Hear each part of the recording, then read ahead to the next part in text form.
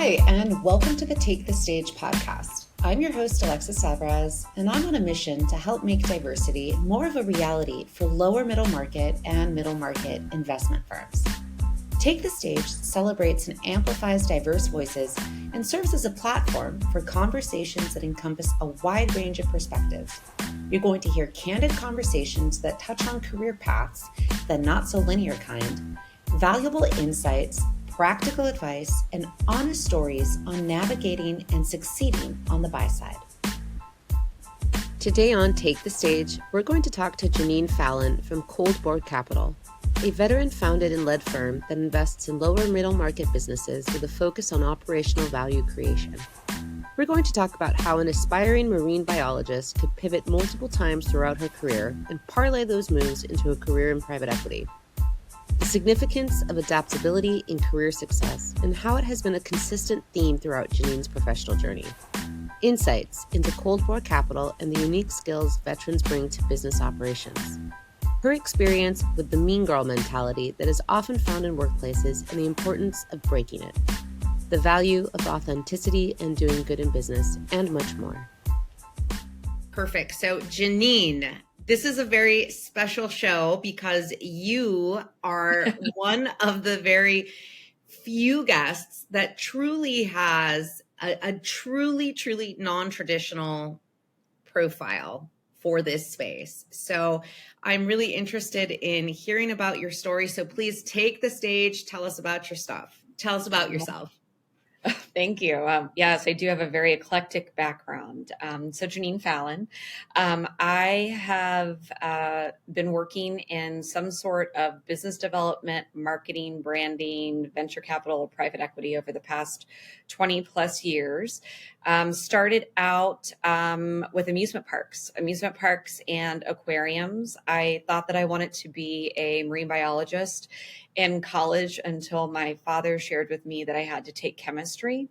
So I quickly pivoted to be the public relations director of the aquarium so I could still have all of the benefits, but do something that I was better at. So went into a commercial real estate development with the aquarium and was quickly transitioned to the actual commercial real estate developer, and kind of had both of those jobs simultaneously for a number of years. After that, I was recruited by a relationship enhancement company, which nationally known, it's called Pure Romance. They did the in-home party plans for women with relationship enhancement products. So I was there for a number of years to help them transition their brand and narrative into something that could be expanded and scaled nationally and then eventually internationally. And then I fell in love with high-end fashion. And so I actually bought a boutique and spent a number of years growing a local boutique and learning that business. From there, I was recruited to open an accelerator for a national megachurch. They wanted to create an accelerator that had a faith-based education. So I built that and learned a little bit about venture capital and created a fund alongside of the accelerator to fund the companies within the accelerator. And then was transitioned into technology and helped build a number of technology companies. And along the way, did a number of consulting projects with professional athletes on brand, specifically focusing on their identity loss and transitioning with their career from on field to off field, and then ended up in private equity. Very linear path. Yes. Wow. Yes, very linear. You've But checked exciting. You've checked like all these boxes that I think like people would love to, like people with like maybe two careers would be like, whoa, that would be really cool to do. That's amazing. That's amazing. So I am always really interested in understanding the path to private equity, especially for those that don't have the exposure, that don't have the traditional background. I like that your story, you've had so many zigs and so many zags, very, very non-traditional. So how did someone who wanted to start a career at an aquarium, and who has kind of, had different stations throughout their career, how did you end up in private equity? And specifically, I mean, it's private equity that is, you didn't mention it, but I mean, it's a veteran founded firm. So it's not, like, you would think, okay, well, you have experience in high-end fashion and, maybe marketing. So it's going to be maybe consumer focused, but no, you're working with vets. So tell us a little bit about how that came to be, and we'll go from there. Yes, I know. First of all, I love working with, so the name of the firm that I'm with is Cold Boar Capital. And I love working with the veterans for a very specific reason. All of the veterans that I work with have transitioned clearly from being, in the military and have transitioned out. And I have spent if you were to look at the most consistent thing that I've done throughout my career, which is learn to adapt. I have taught my sons, it was kind of a family saying that there was, the 3 A's to success, which were availability, ability, and affability.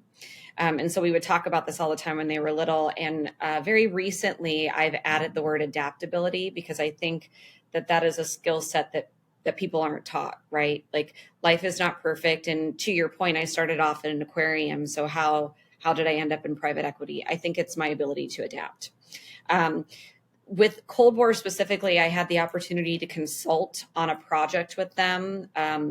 They have some amazing operators, all the operating partners. The ones that I was working with were former Special Forces veterans. So just incredibly brilliant men. I would sit in a room with them and just feel smarter. And I was learning all of the things that they had transitioned from their military days onto any of the projects that we were working on. So like their ability to mitigate risks, the way that they do planning, like how efficient their meetings are, like things like that were so intriguing to me.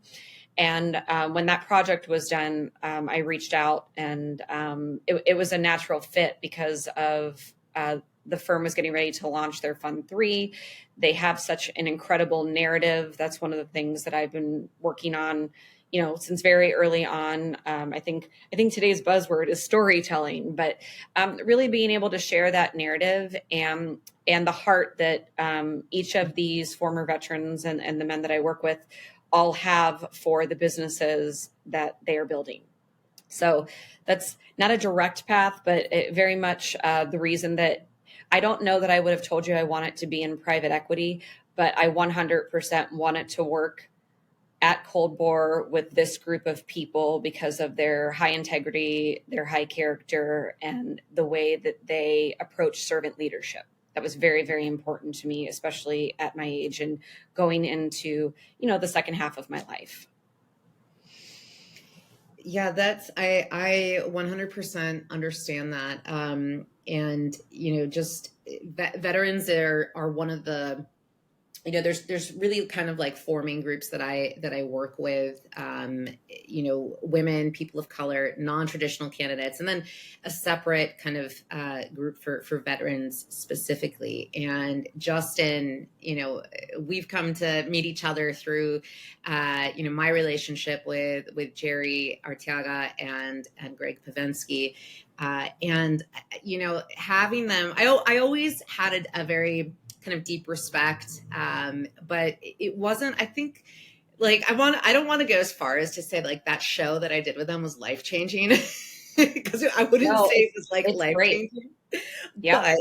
But it just having them on the show and that episode, it was such a really great experience for me, because it was like opening their minds into how they do things and how they work as operators, and just all these skills that they've developed over the course of their military careers applied to the portfolio companies and beyond the portfolio companies, and the way that they add value. And it really kind of it just opened my eyes to, oh my gosh, that's amazing. Like the way Jerry's, I'm giving a shameless plug to the episode that they were on, because he just, I think one of the questions I had asked him was about, when someone says, are you going to militarize our company or our firm? And, his answer was yes. And by militarize, if you mean that, we are going to take care of, the people that are working here. Yes. If you mean, he just gave this incredible answer. And I just thought, why wouldn't we want to hire more of these folks, right, that have this mindset? And so I can understand 100% the allure. Yeah, and it's not just the mindset, it's their heart. I mean, they really are some of the most loving people that I have ever met, and thoughtful, right? Very, very, very thoughtful. The entire environment, like at our office and amongst our team, is incredibly respectful. And especially for me, being one of the only women that is there, I have never been surrounded by so many men of high value, high integrity that make me feel so supported in everything that's going on. So when they talk about servant leadership, it's not just something that they say. And, and I loved Jerry and Greg's episode. And, what he was talking about, like, yes, they're going to militarize it, but like, it's also, I think, an opportunity, and why I was so interested in working with them, to redefine what that actually means, right? They're going to come alongside of you and support you. They're not looking like to take anything away from anybody. They're truly looking to build a team around everybody and place everybody in the roles that they're great at and accelerate everything to move forward, which is so interesting to me, to have that unity. And again, it's important. I'm a person that feels like your words have to have actions and your actions have to have patterns. And I think that as individuals, they all exemplify that, but also collectively, like the culture of our company and what we're trying to do with all of our portfolio companies. So it's a very intense and beautiful place to be. Can you identify with these vets, because you are someone that has been able to reinvent herself? Obviously, you have a long history of constantly reinventing yourself or evolving. I mean, can you identify with that? Is that something also that you feel like, okay, yeah, I get you?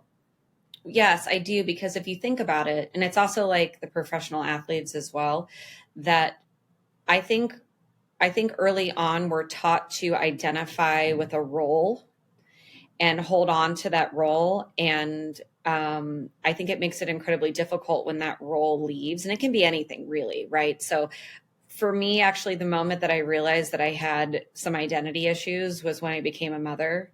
Like I went from, and I was also somebody that I don't know that I would have ever said I wanted to have children like early in my career.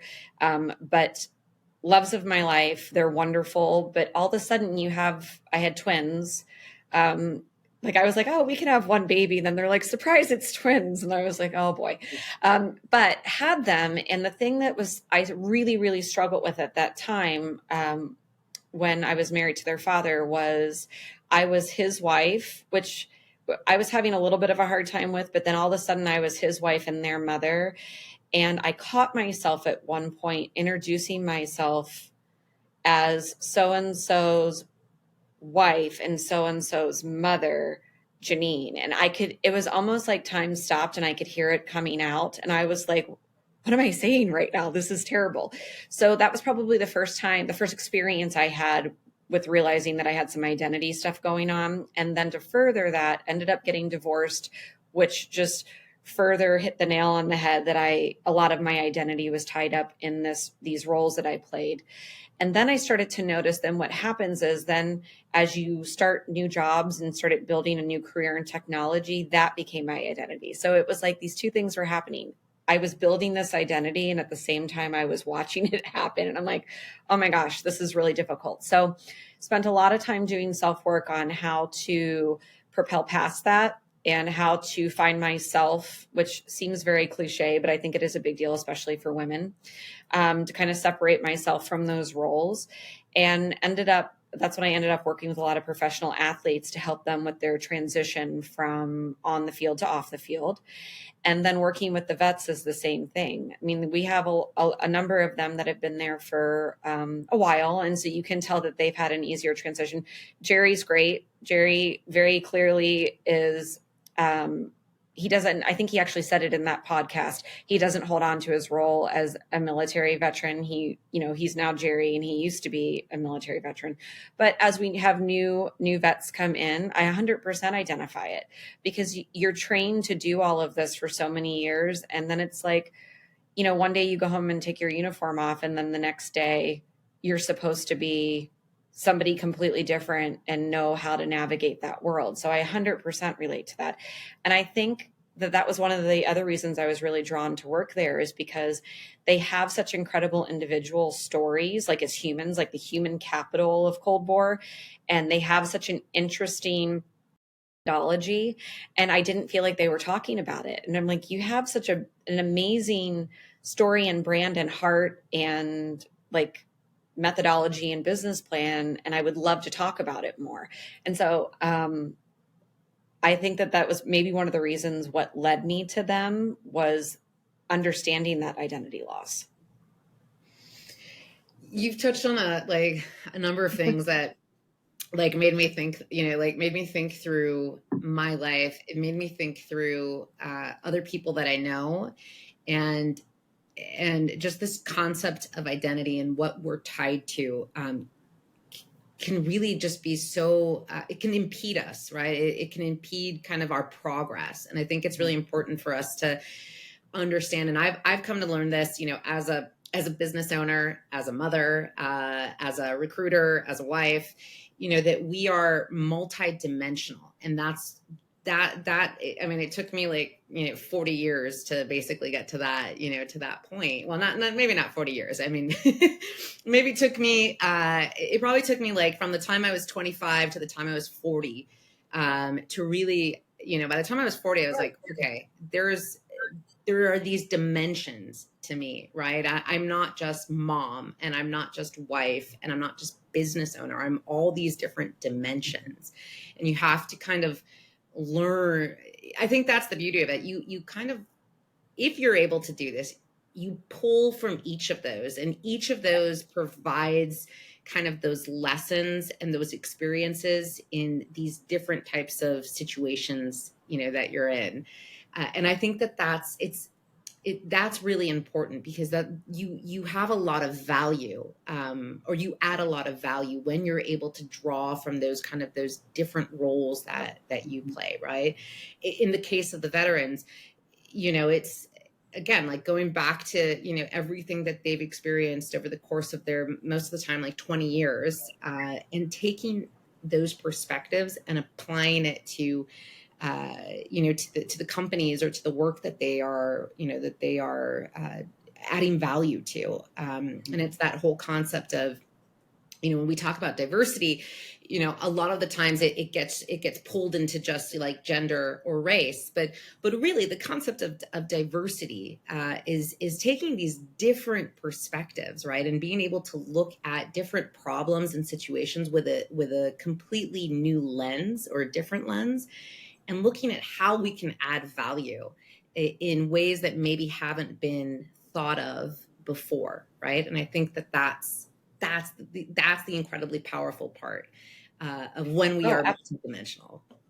Absolutely. And, just to double click on something that you said, and I say it a little bit differently, but I think when we first met, we were talking about this a little bit, but I had a really, my former mother-in-law was probably the loveliest person that I had ever met in the whole world. And I once asked her, what's your favorite thing? And she said, sunrise and sunset.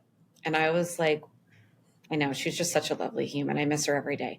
But I said, why? And she said, because every day is a new opportunity, and every evening is a new opportunity. And I was like, oh my gosh, I never thought about it. She's just the nicest person. But what throughout those conversations and these little tidbits of advice and things that she would give me, she would often talk about how that every person that you would meet would bring you a gift, right? You just had to be willing to accept the gift that they were bringing and kind of let the rest of stuff go. And so since she kind of talked to me about that in my life, I think I've done that with personal and professional relationships. Like there's always a gift, whether it's a connection to someone personally or professionally, or they teach you a skill set, or they introduce you to somebody, or they teach you something new, or they give you a validation. Like there's always a gift. You just have to be willing to look at it that way and receive it.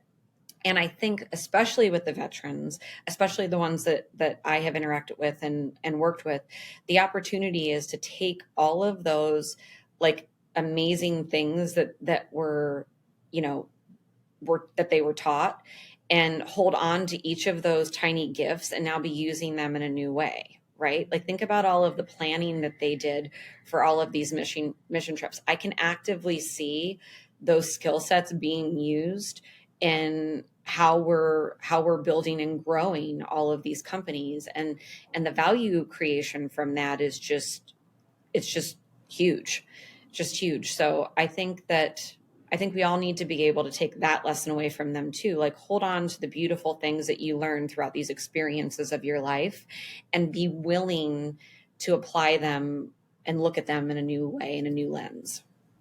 100%. 100%. And that kind of makes me think of, and I'm going in a completely different direction here, but like, makes me think of, like how can we, as non-veterans and in this space, help to really articulate the value of veterans, right? Because I think it's a group it's collective that is very misunderstood, and that sometimes has difficulty in transitioning to PE. What are your thoughts there? So one of the most interesting things is that I think it's like being around all of these guys. I think it's to help break down some of the misconceptions of like words, like when you were talking about militarize and things. Mm-hmm. It's really redefining those things and also allowing them to be the humans that happen to be a soldier and a veteran now. Like let them be the humans that they are, right? Like you don't introduce them as just veterans. It's about them as the people and the experience that they have as veterans. I also think that understanding like what they've been through and what they've learned, and at least for me, like respecting the fact that, especially with the special forces guys, that the government's poured millions of dollars into each one of them to like teach them things that I have no way of ever learning in that capacity, right? So there's a level of respect that I feel like that we could all give to their experiences, and then again providing that space for them to be able to transition those skills into business world, right? Like allow them to have the moments like we all have had when we're transitioning into things and adapting our skills, and having grace and space for those people to, build the next version of themselves. I think that that's super important. I guess what I'm trying to say is not hold them to their identity being just a veteran. Mm-hmm. Yeah. I mean, it goes back to the point that we were, like, oh, I'm a wife, I'm a mother. Right. And you're right. Like, yeah, like we said, there's multiple dimensions to each of us. Right. But we have to, that actually makes me think like because in speaking with veterans, this is one of the points that I talk about is that like, you have to tell your story, but you have to kind of also, you have to adapt your story to the ears that are listening. Right. And that's a huge part of it. And I think that's maybe a part, like the government doesn't teach you that, right. So you have to learn how to do that. Right. That's why you need folks like us that can do that. Right. Because that's a really hard part.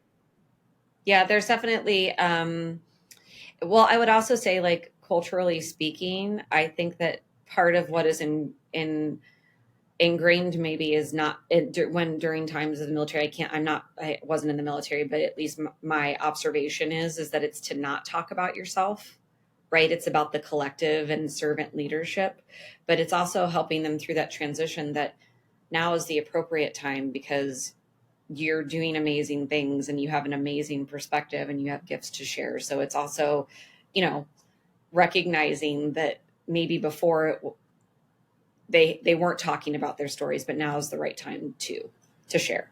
Mm-hmm. Mm-hmm. Okay, so let's pivot a little bit, since we went a little bit off course here. So I wanna talk about being the only woman in the room, because I think that that's a really important point, especially in private equity, because we know that this is one of the many male driven spaces, among the many, and so. What have you found? I mean, you've had, you've been in a lot of different roles, also in a lot of different positions where, I know that you have been the only woman in the room. So what have you found to be kind of the unique challenges that women face when you're working in these male dominated fields? I absolutely love this question. I mentor a lot of young women, and I think it is the ability to remain soft and feminine. It's like that thing about being firm and kind. I'm very firm about a lot of things, and I have a big energy and a big presence, but it is very important to me that I remain soft and feminine. Like I enjoy being a girl, and I am not trying to emulate. Let me back up. I think that we all have masculine and feminine energy. At work, I have a lot of masculine energy, like the drive, the focus, leadership, things like that. But I also think that there is a time and a space. And when you're around the right group of men that are kind and respectful and, again, high integrity, high character, that you can be soft and feminine and still firm and direct.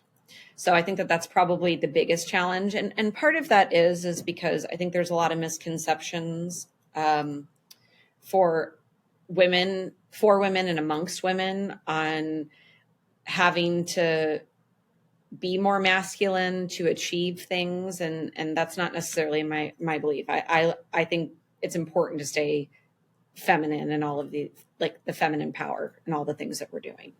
Mm-hmm. Yeah, I agree. And you made me think of a previous episode that I did with Cristina Garces, she's a CEO of a company in Spain called Optiva Media, which she was the founder, and it was acquired by EPAM Systems, which is this publicly traded large technology company. And she, in Spain, started as an engineer, founded this company, and it's a technology company. So, she's one of the very few female engineers, one of the very few female CEOs. One of the things that she said that has always stuck from that call is this concept of mannerisms, right? Where she's like, you don't need to be a man to be with men, right? Like she's like, the greatest power that we have as women is all these qualities that men don't necessarily have. Mm-hmm. And that's what we need to channel. And that's what we need to channel in terms of our leadership. But when you say that, it sounds really nice and easy, but it's hard. It's hard because it's hard for a few reasons, right? Because one, the perceptions that exist out there, right, that work against you, right? And then two, it's kind of like, it's hard internally to do that, I think, because it's kind of like when someone, when someone shouts at you, or you're in a room and it's like you're talking loud and you kind of raise your voice to meet their level. It's kind of we're all, I'll make you laugh. So my kids came home and asked me if I was an alpha female. And I'm like, first of all, where did you hear this? But second of all, I think that there's so many labels that get put on things. And I'm like, well, let's unpack this. I probably am, but I'm also very respectful of other people and their own spaces, right? So I think there's a difference between being an alpha and feeling the need to dominate other people. I don't feel the need to dominate other people. I'm very comfortable and confident in my own space. And I think, at least for me, I would prefer to be around as many alphas as possible, because they're, it's, what's the saying? Iron sharpens iron. Mm-hmm. Like, I want to continue to get better, but to your point, like, it is very difficult, because you do, like, you see people, it's like a challenge, right? Somebody challenges you and then you want to challenge them. And I think that goes back to intention. Like, what is my intention? Is my intention to squash this person, or is my intention for us to all move forward? So I'm very focused on what my intention is with my energy and remaining feminine. But it's a very, you have to practice it, right? And I think that a lot of women are also very confused on the difference between sexuality and feminine energy, right? Those are two very different things. You have to be very clear on being feminine versus being sexual. And like, having to, I talk to the girls that I mentor a lot about this. Like, you can be feminine and respectable and have integrity, and still have power, and not need to squash anybody, and not need to dominate, and kind of, it's like, it's feminine essence, right? And I don't know how to describe it better than that, but it's feminine essence. And I want to also go back, you said the other thing that would be difficult. I think the other thing that's really difficult as women in business is mean girl mentality. I do not like mean girl mentality. I feel like we should all support one another. I think when I'm very blessed in, like, I do have a couple of women that I work with, and they're all very supportive of one another. But throughout my career, the two things that have been very challenging to work with groups of men is, the first is staying soft and feminine, but firm. And then the second thing would be the relationships with other women. Right? Like, I often struggle in those situations more with other women than I do with the men that I'm working with. And I'm not sure why that is, but I'm very aware of, like, mean girl mentality, and I have zero tolerance for it.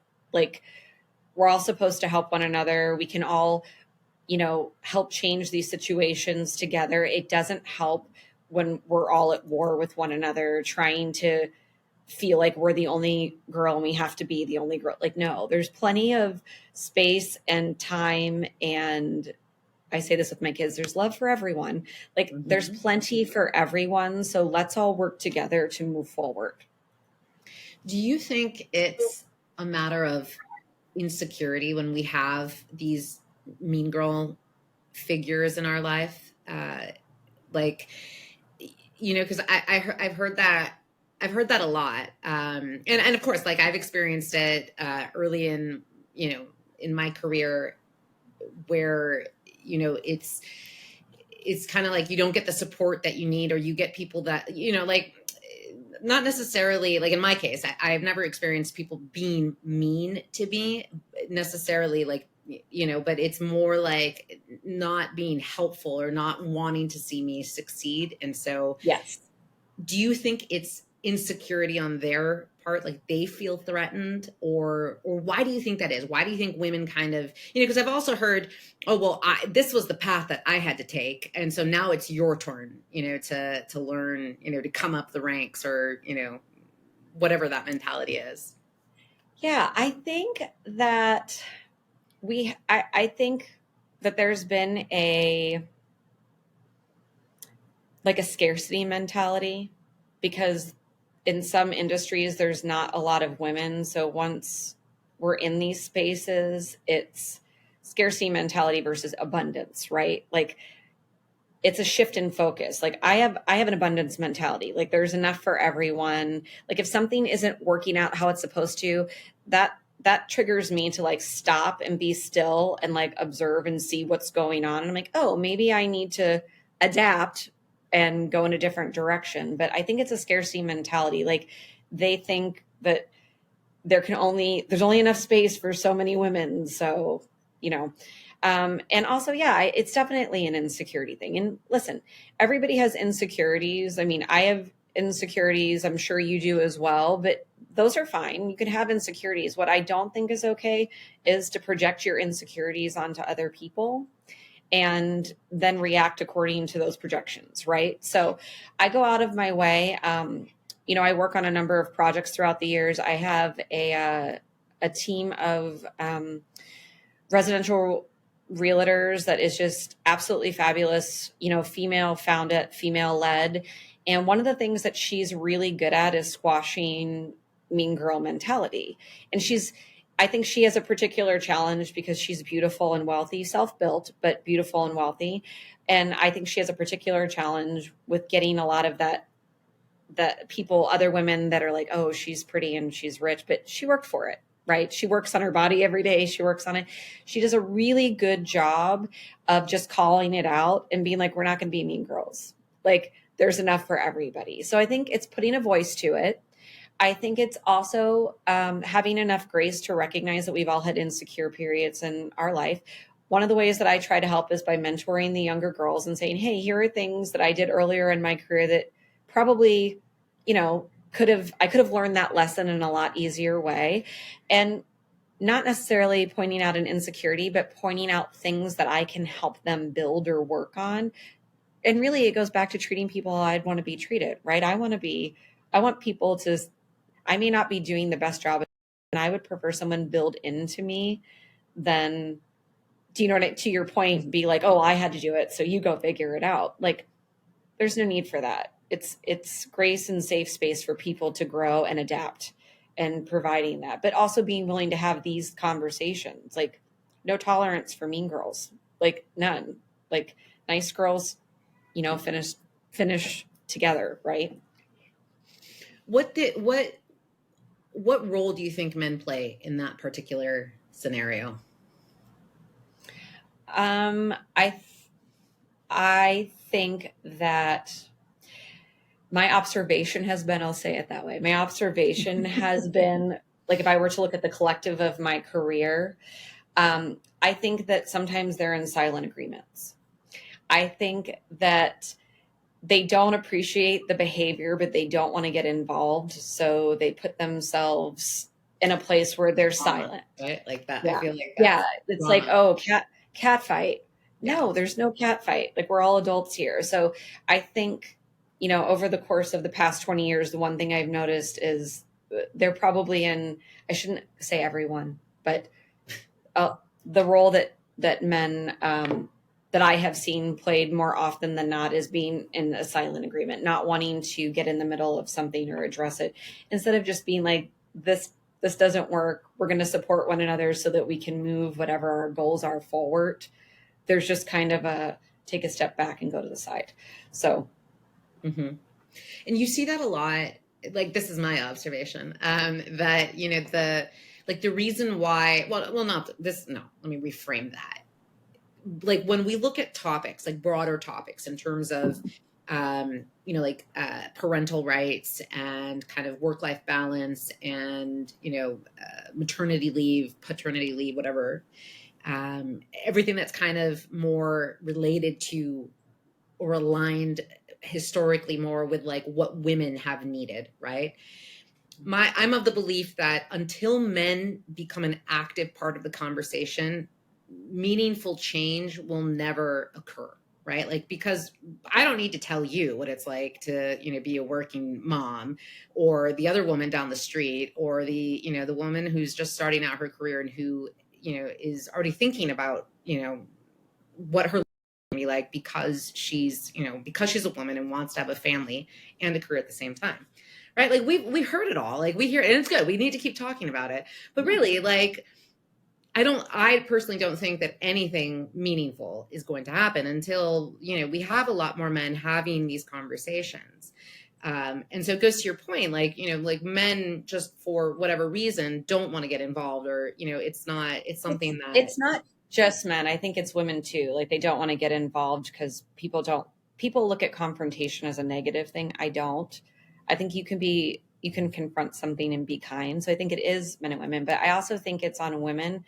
Again, I go back to like providing that space for them to be able to have the conversation, right? Because I feel like there's a lot of instances where I have women in my life that want men to be involved in a conversation, but then don't want to provide the space for them to be involved. And it's like, so which way do you want it? Can't have it both ways, right? Like, we have to be willing.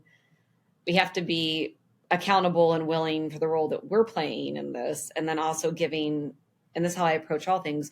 I wouldn't even say it's men or women, giving people the opportunity to have the conversation and have different opinions on things and still respect one another enough to move forward. Right.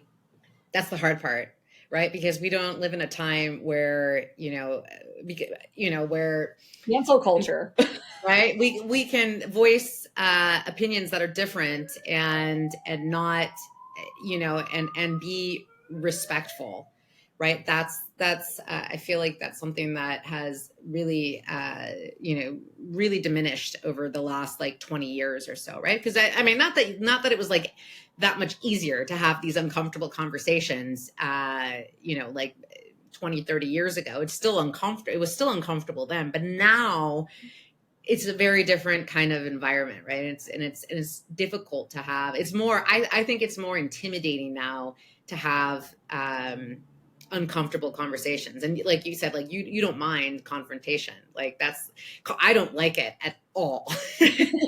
I don't like it at all. Like it's like to have an uncomfortable conversation is something that like, if I know I have to have one, or I foresee it, I mean, I get a stomach ache because I don't like, and that could go back to my own insecurities, going back to the insecurity point of saying, like, I don't want someone to not like me. Like that's an insecurity. Like, okay, I don't want someone to not like me because of, XYZ. And reason.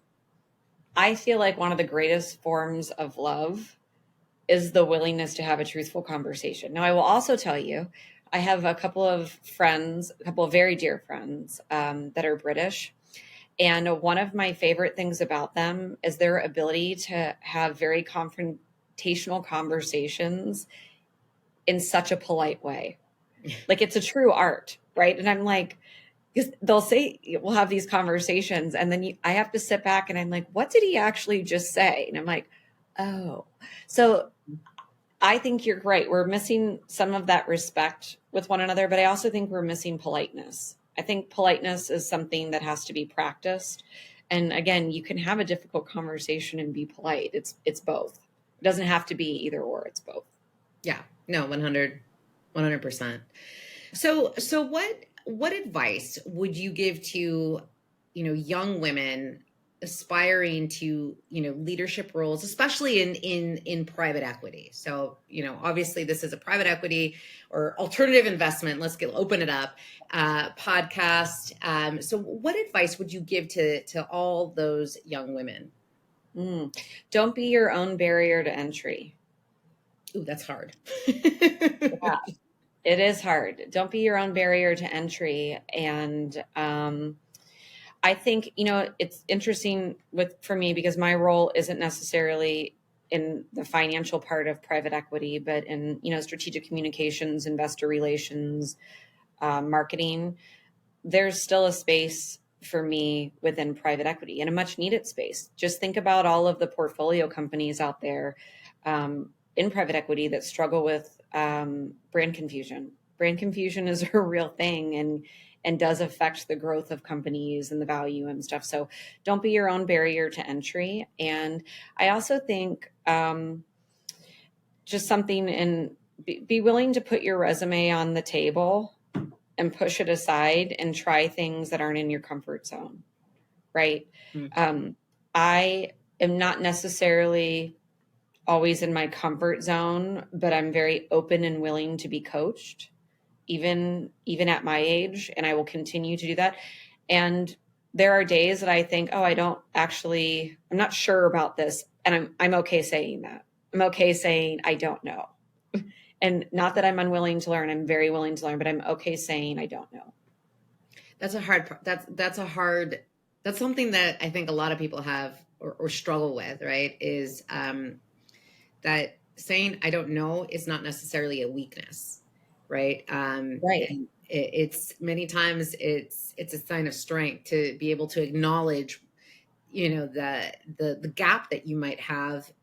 But I think the trick is to be able to, okay, you own the fact that it's a gap, and then do something to mitigate that. Right. So what are we going to do so that, you can bridge that gap? And going to your point about, being uncomfortable, that's probably like one of the most difficult lessons to learn in life, that no matter how old you are, it never gets any easier, right? Never. Do you feel like you learn to kind of manage those feelings a little bit more, or? Yeah, I think what I've learned to do is recognize that that's what I'm feeling. Like I'm uncomfortable, because before I'd be like, I don't know what this is. Am I anxious? Am I like confused? Like I've at least learned to define when I'm uncomfortable and not react. Right. So it's like, okay, I'm very big on practicing all of these things. So I'm like, oh, I'm uncomfortable.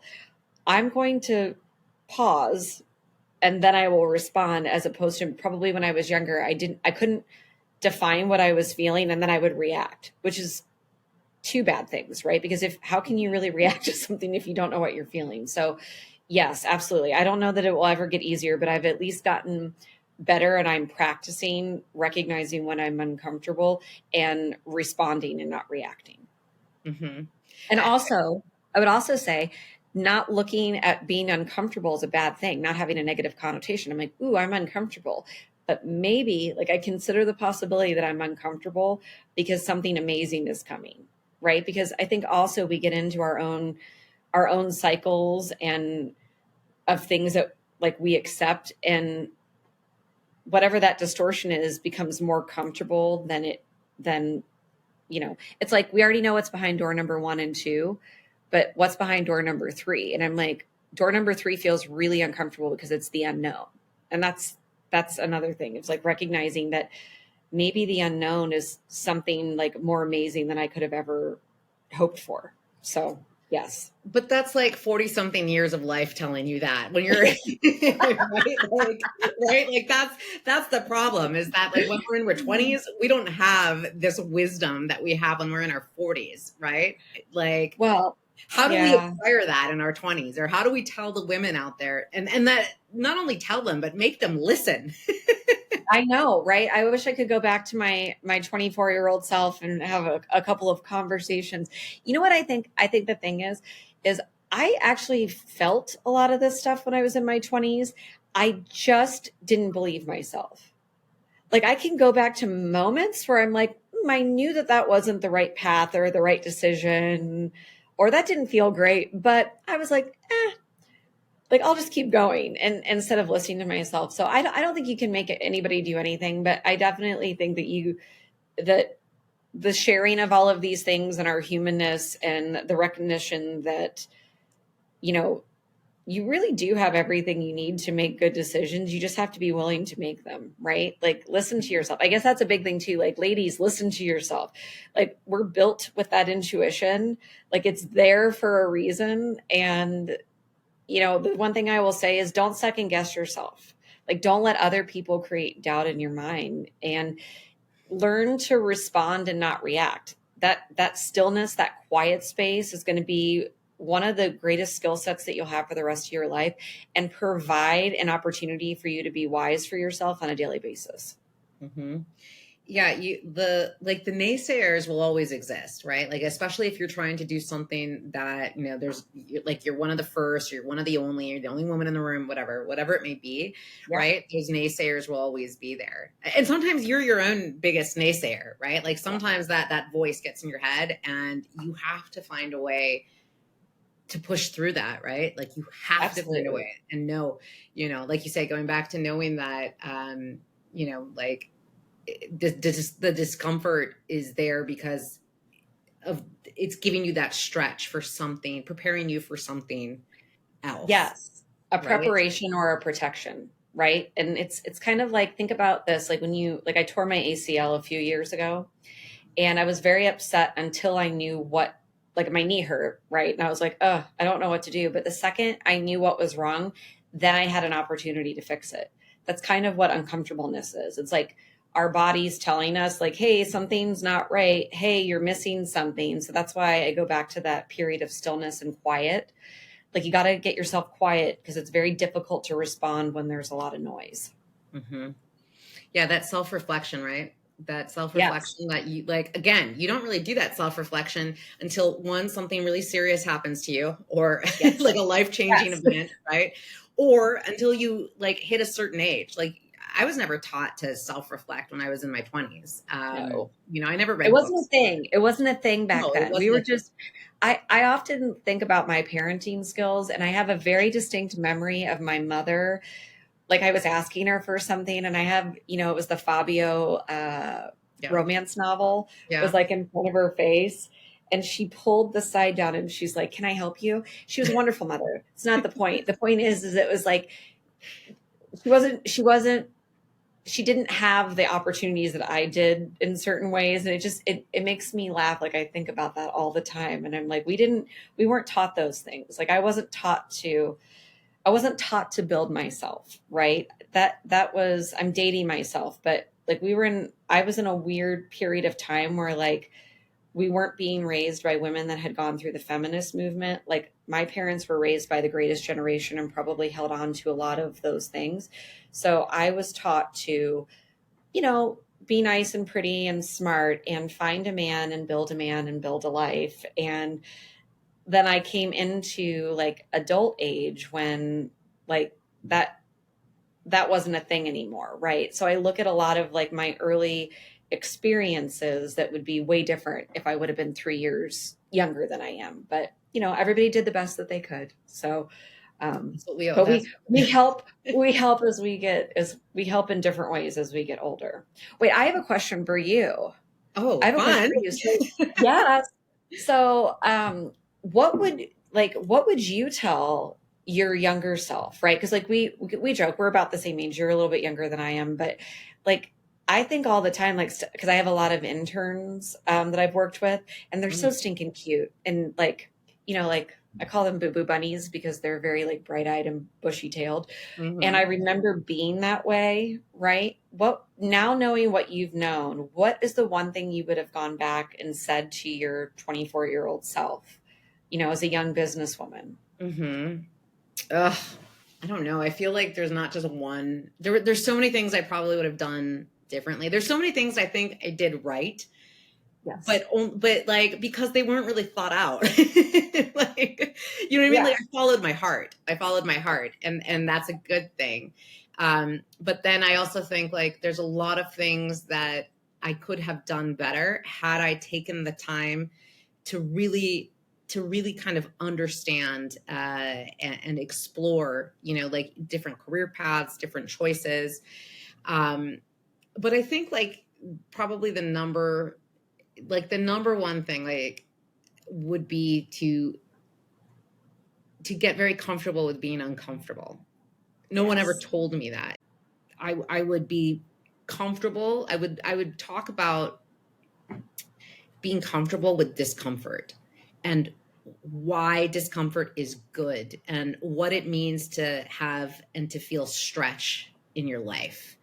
And, and to understand, and I think one thing that we don't understand, this is why I really like to do the podcast, is because, we, like in our society, we're really focused on whoever's in the spotlight, right? And they tend to be those that have, that are at that point, that are at that success point. And you don't really hear about their journey or their struggles or all the times that they wanted to quit and all the times that they had to push through. Right. And so Their humanness, right? Exactly.